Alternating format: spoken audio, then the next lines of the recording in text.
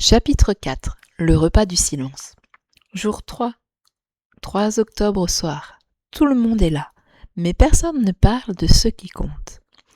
Maya était restée longtemps assise sur son lit, la clé dans sa main.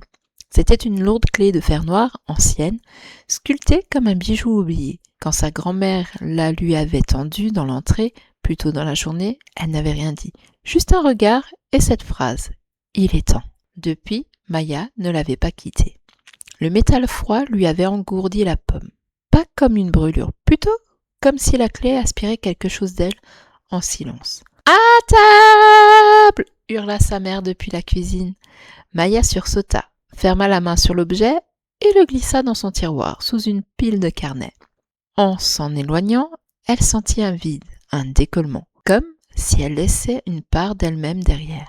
Elle descendit. Dans la salle à manger, l'odeur du rôti de porc, des pommes de terre grillées et du crumble aux pommes tièdes se mêlait à celle plus discrète d'un bouquet de fleurs sur la table. Le pain encore chaud attendait dans un torchon brodé. Sa grand-mère, Moira, était déjà installée. Drapée dans un gilet noir élimé, ses cheveux blancs relevés avec une tige en bois sombre. Son visage anguleux parcheminé portait les mêmes pommettes hautes que sa mère. Elle observait en silence, sa peau était très pâle, presque translucide, comme celle de quelqu'un qui avait passé sa vie à l'ombre. Elle portait une longue jupe noire et un chemisier aux boutons anciens. Son père, Julien, assis à la droite de Moira, découpait le rôti, épaules larges, bras solides, barbe de 3 jours, cheveux châtains courts et bouclés. Il portait une chemise en jeans et un pantalon de travail encore taché de sciure. Il avait le même froncement de sourcils que Maya quand elle se concentrait. Sa peau était légèrement hâlée, tannée par les heures passées dans son atelier au fond du jardin. Son petit frère Elias, 8 ans, était assis en bout de table. Il tenait sa fourchette comme une épée imaginaire.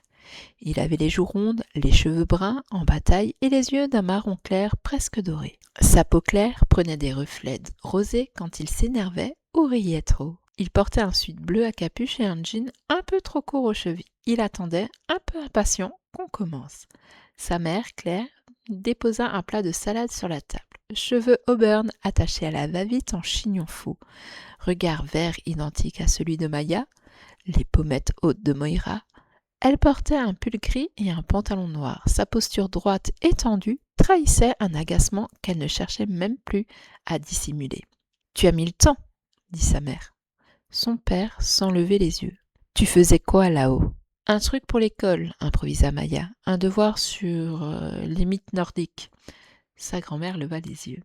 « Oh, les mythes, c'est toujours intéressant. Tu sais qu'ils sont souvent très proches de la vérité ?» Sa mère leva les yeux au ciel, son père se servit en salade. « Tu es bien silencieuse ce soir, dit doucement sa grand-mère. »« Je suis juste fatiguée, répondit Maya. »« La fatigue ne vient pas toujours du corps, murmura Moira. Parfois, c'est l'âme qui se débat. » Sa mère posa violemment sa cuillère. « Maman, tu ne recommences pas. Je dis juste qu'elle est sensible, c'est normal. Ça commence toujours comme ça. Non, ça commence quand tu ouvres la bouche. C'est là que les problèmes commencent. » Son père leva les yeux vers Claire, fatigué. « On va vraiment faire ça là ?»« On doit faire ça, » répondit Moira, « parce qu'elle ne sait rien et qu'elle doit savoir. »« Elle n'a pas besoin de tes histoires, dit Claire. Elle est une enfant normale. »« Non, elle est une enfant en danger parce que tu as choisi de l'ignorer, comme si ça allait disparaître. » Claire se leva, les poings serrés. « Tu m'as raconté les mêmes absurdités quand j'avais son âge. Tu voulais que je sois gardienne, moi aussi, que je récite tes formules, que je croie à tes rituels, à tes cauchemars, mais je n'ai jamais rien ressenti. Rien. Tu veux qu'elle finisse comme moi, à douter de sa propre réalité ? Je veux qu'elle survive et que toi, tu assumes ta part de responsabilité. Elle aurait dû être formée, préparée, mais tu as refusé. Et maintenant, les choses se réveillent et elle n'est pas prête. » Un silence lourd tomba. Julien coupa une pomme de terre. « Bon, mangeons, non ?» Claire se rassit. Le dîner reprit et les couverts heurtant doucement les assiettes. Les conversations restèrent plates, forcées. Quand les assiettes furent vides, Claire déclara « Allez, vous montez, brossage de dents et dodo. »« Mais j'ai même pas eu de crumble » protesta Elias. « Demain, dit-elle, il est tard. » Julien se leva pour débarrasser ébouriffant les cheveux de son fils. « File, mon bonhomme !»